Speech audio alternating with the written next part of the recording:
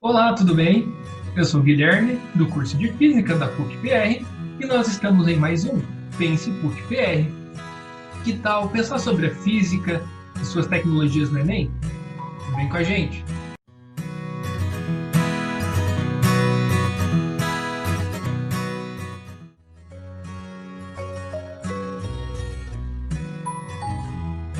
Resolução, então, da prova de Física serão as questões 109 e 122, segundo dia do caderno amarelo. Questão 109. O espectrômetro de massa de tempo de voo é um dispositivo utilizado para medir a massa de íons. Nele, um íon de carga elétrica Q, que a gente vai anotar esses dados, é lançado em uma região de campo magnético constante B, descrevendo uma trajetória helicoidal, conforme a figura. Essa trajetória é formada pela composição de um movimento circular uniforme no plano YZ e uma translação ao longo do eixo X. A vantagem desse dispositivo é que a velocidade angular do movimento helicoidal do íon é independente de sua velocidade inicial. O dispositivo, então, mede o tempo t de voo para n voltas do íon. Logo, com base nos valores Q, Bn e T, pode-se determinar a massa do íon. A massa do íon, medida por esse dispositivo, será. Então, as informações que a gente consegue retirar dessa questão, nada mais é do que a gente tem a velocidade e o campo magnético perpendiculares. Logo, a gente tem um ângulo formado entre a velocidade e o campo magnético de 90 graus. Além, a gente tem um movimento circular uniforme. Então, veja, o papel da força centrípeta, nesse caso, vai ser dada pela força magnética, conforme a gente tem na regra da mão direita. Então, nossos dados são carga elétrica Q, campo magnético B, o tempo T, número de voltas N, afinal ela dá várias voltas, e a nossa imagem, a nossa figura, que vai ser representada por um esquema que a gente vai fazer um pouco diferente. E o problema pede a massa. Nesse esquema, então, a gente vai fazer um corte, onde a gente consegue observar exatamente o eixo Y e o eixo Z, e o eixo X ele está saindo da tela, assim como o nosso campo magnético. Então, veja, fazendo esse corte, a gente tem uma trajetória circular. A gente não consegue observar todo o movimento helicoidal. Ele estaria ali para dentro de sua tela. No caso, saindo da sua tela, para esse cabo. Então, a gente tem uma velocidade V para cima. E veja, a regra da mão direita nos dá que o campo magnético, representado aqui pelos 4 dedos, estaria saindo da tela. Ou seja, velocidade para cima e o campo para fora, a gente tem a nossa palma para a direita. Então, é exatamente para onde está a nossa força magnética. Logo, como a força magnética ela está apontando para o centro dessa trajetória circular, ela desempenha, então, o papel da força centrípeta. Lembrando, então, da nossa teoria, a gente tem aí a força magnética dada por carga, velocidade, campo magnético e o seno do ângulo formado entre a velocidade e o campo magnético. A velocidade, a gente conhece que é ΔS por ΔT. Porém, o deslocamento vai ser a trajetória circular. Logo, vai ser o comprimento daquele círculo. Então, 2π vezes r. Como é um movimento helicoidal, ou seja, ele faz esse círculo várias vezes, à medida que ele vai andando no eixo X, então a gente tem n número de voltas. Então, multiplicado por n, dividido pela variação do tempo, que é t menos t0. Como independe do momento inicial, tempo zero. Então, tempo inicial é igual a zero. Logo, a nossa velocidade, 2πrn sobre t. E a força centrípeta, massa vezes aceleração centrípeta. Mas a aceleração centrípeta nada mais é do que v ao quadrado sobre r. Por isso, a gente tem força centrípeta igual a mv ao quadrado sobre r. Então, reescrevendo o que a gente tem, a gente tem a seguinte relação. QVB seno de 90 graus, que é o ângulo formado entre a velocidade e o campo magnético, que nesse caso é 90 graus. E a gente sabe que o seno de 90 é 1. Né? Então, a gente reescreve sem o seno, já que ele some. Né? Seria multiplicação por 1, é o próprio QVB, igual a mv ao quadrado sobre r. Porém, a gente tem velocidade em ambos os lados. O que a gente pode fazer, então, é fazer essa simplificação da velocidade. Logo, temos a seguinte relação. QB igual a mv sobre r.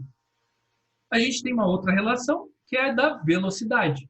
Nada mais é do que substituir, então, 2πrn sobre t na nossa velocidade. O que a gente tem, então, é QB igual a massa, né, que é o que a gente já tinha, e a velocidade é 2π vezes r vezes n sobre t, e isso tudo dividido por r.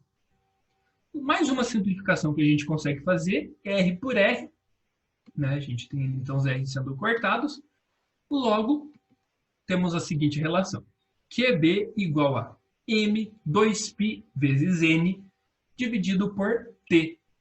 Se a gente isolar, então, a nossa massa, a gente tem a seguinte relação. QBT sobre 2πn. Então, a nossa resposta, né, ele pede a massa, logo a nossa massa vai ser dada por esta relação. O que a gente tem como alternativa? Letra A. Agora, para a questão 122, né, o objetivo de recipientes isolantes térmicos é minimizar as trocas de calor com o ambiente externo. Essa troca de calor é proporcional à condutividade térmica K e à área interna das faces. Então, são os dados que a gente vai estar retirando. Bem como a diferença de temperatura entre o ambiente externo e o interno do recipiente, além de ser inversamente proporcional à espessura das faces. A fim de avaliar a qualidade de dois recipientes A, com dimensões 40 por 40 por 40 centímetros, e B, 60 por 40 por 40 centímetros, de faces de mesma espessura. Né? Isso é importante. Uma estudante compara suas condutividades térmicas Ka e Kb. Para isso, suspende, dentro de cada recipiente, blocos idênticos de gelo. Novamente, mais uma informação importante. A 0 graus Celsius. De modo que as superfícies estejam em contato apenas com o ar. Após um intervalo de tempo, ela abre os recipientes enquanto ambos ainda contêm um pouco de gelo. E verifica que a massa de gelo que se fundiu no recipiente B foi o dobro da que se fundiu no recipiente A. Então, a razão entre a condutividade térmica A em relação a B é mais próxima de, novamente, reescrevendo nossos dados, condutividade térmica, as dimensões, né, as áreas que a gente tem para A e para B. A variação de temperatura vai ser representada por ΔT maiúsculo, enquanto a variação do tempo, ΔT minúsculo. A espessura E, a massa M, e mais uma informação que a gente conseguiu coletar é que MB igual a 2 vezes MA. Então, a gente só precisa encontrar o quê? Apenas a nossa razão, Ka sobre Kb. O que a gente vai usar de teoria seria, então, a quantidade de calor latente, né? O calor latente, porque a gente tem ali a fusão do gelo em água, então a gente tem o L de fusão para os dois recipientes, né? Os dois contêm gelo. O exercício nos dá esta relação da equação de Fourier, né? Que é o produto ali de Ka, ΔT sobre E, né? Que a gente tem, então, seria a equação de Fourier. As áreas que a gente precisa vai ser a área de um cubo, né? De 40 por 40 por 40, e a área de um paralelepípedo. A gente vai, então, observar exatamente então, esse esquema. A área A nada mais é do que um cubo. Logo, se a gente multiplicar 40 por 40 por 40, a gente encontra o volume. Não é o que a gente gente quer apenas a área. Logo, a gente faz 40 vezes 40, então a gente vai encontrar a área de uma das faces desse cubo. E multiplicando pelos 6 lados, a gente tem essa área total. que é de 9.600 centímetros quadrados. Para o outro esquema, para a área B, a gente tem da mesma maneira ali, 40 por 40 em duas faces, né? A gente vai fazer então 40 por 40 e multiplicar por 2 e somar pela outra face que a gente tem, que é 60 por 40, multiplicar isso por 4, que dá o total então de 12.800 centímetros quadrados. Então temos que é igual a m vezes L de fusão, portanto, reescrevendo a equação de Fourier, a gente tem ali Q sobre ΔT igual a KA ΔT sobre E. Vamos fazer uma substituição simples, né? Então, m vezes o L de fusão sobre o ΔTzinho igual a KA ΔTzão sobre E. Mas repare que o L de fusão é idêntico nos dois casos, já que a gente tem gelo sendo fundido tanto no recipiente A quanto no recipiente B. O tempo, né, o exercício nos diz que ela demora o mesmo intervalo de tempo para abrir os dois recipientes ali. Então, ΔT é igual para os dois casos.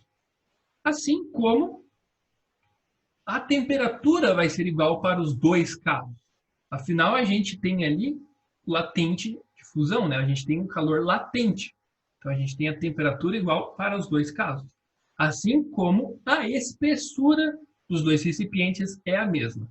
Então, veja, a gente tem bastante função. No caso, a gente tem ali muitas variáveis iguais. Então, elas acabam sendo constantes. Um pouco contraditório, mas veja, a gente vai isolar o que a gente tem de variável para os dois casos e o que a gente tem de constante nos dois casos. Ou seja, a gente tem ali o ΔTzão, ΔTzinho, L e o E como constantes. Então, a gente tem uma propriedade que a gente vai simplesmente igualar o que a gente tem como constante, ou seja, constante igual a constante, o valor da constante seria m sobre K vezes A, para o caso A, né, para o recipiente A, igual para o B. Logo, o que a gente tem é essa relação. Se a gente fizer uma multiplicação, né, aqui para esse caso, a gente tem a seguinte expressão.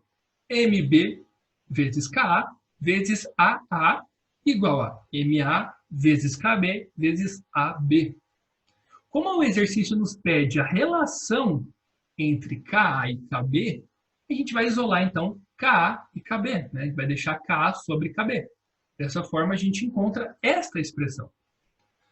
A gente tem o valor das áreas, né? A gente já encontrou, e a gente tem uma relação para a massa de B, que é 2 vezes a massa de A. Logo, a gente tem essa seguinte expressão. A gente consegue cortar o centímetro quadrado e consegue cortar as massas, né, de A. O que sobra para a gente somente os números. Logo, a gente vai fazer uma multiplicação embaixo, tendo então 12.800 dividido por 19.200. Fazendo essa divisão, temos 0,666. Que nos dá, então, a alternativa letra B. Certo? Então, mais um exercício resolvido. Então, esse foi mais um Pense PUC PR. Se você gostou, dê um like e não se esqueça de se inscrever no nosso canal e ativar o sininho das notificações. Saudações e boa prova!